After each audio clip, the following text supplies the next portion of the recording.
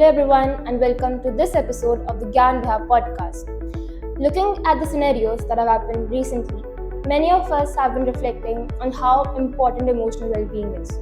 To talk about it, I am joined by someone who understands this deeply, as psychology PGT and school counselor, Miss Nandini Arora. Thank you for being here, ma'am.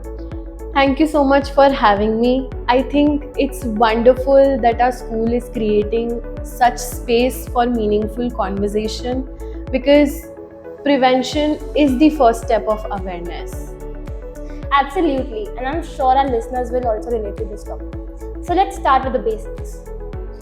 So, social media is one of the major sources that amplifies insecurity. So, what can parents and teachers do to reduce its negative impact?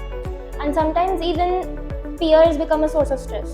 How can we encourage a healthy friendship between them? I feel like social media can be both inspiring and overwhelming, and constant comparison with others in regards to popularity, looks, and achievement makes this feeling of being not good enough. So, as teachers, as educators, and parents, we should teach students to use social media mindfully, not emotionally. We should teach them that the difference between real life and the social media. We should encourage digital detox days, and we should ask them to follow encouraging and positive content. And about encouraging friendship, we should teach them kindness and conflict resolution because there should be this feeling of expressing disagreement without disrespect, just because friendship is just a bond of security, not judgment. And how can schools institutionalize emotional well-being beyond just counseling sessions? And how can we make ourselves emotionally strong enough to accept being told we're wrong without feeling attacked? I feel like emotional well-being should be a part of school structure, not just the counselor's role.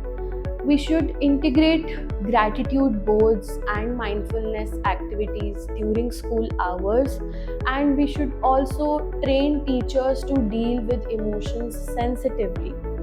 To make students emotionally strong, we should normalize constructive criticism because when we correct gently, focusing on the actions and not on the character, the child feels that it's okay to make mistakes, and making mistake is a part of growth, not judgment. Do you think today's generation is losing emotional resilience? How can we as students learn to self-reflect, to understand our own emotions better? To make students emotionally strong, we should normalize constructive criticism because when we correct gently, focusing on the actions and not on the character, the child feels that it's okay to make mistakes, and making mistake is a part of growth, not judgment. Do you think today's generation is losing emotional resilience? How can we as students learn to self-reflect, to understand our own emotions better? Let's say a child feels emotionally unsafe, whether be it at home or school. What can be done, and how can schools train teachers for emotional sensitivity? When a child feels unsafe, the first step is to ensure that they feel heard and protected. Schools should have clear reporting systems where there are trusted and safe adults.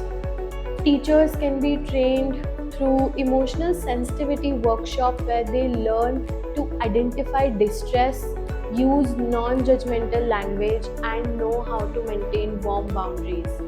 Whereas at home, parents can foster safety by providing a non-judgmental environment, avoiding comparison, and listening before reacting. When schools and parents work together, we can definitely build emotional security in a child. And I feel like every human being deserves to feel seen, safe, and supported. If we as educators and parents work together and focus on connection before correction, we will raise not just achievers but human beings who are emotionally strong. Thank you so much, ma'am, for opening up this conversation and sharing so many meaningful insights. I think a lot of us really needed to hear that. Until next time, this is Tanushree Mahajan, your host, signing off.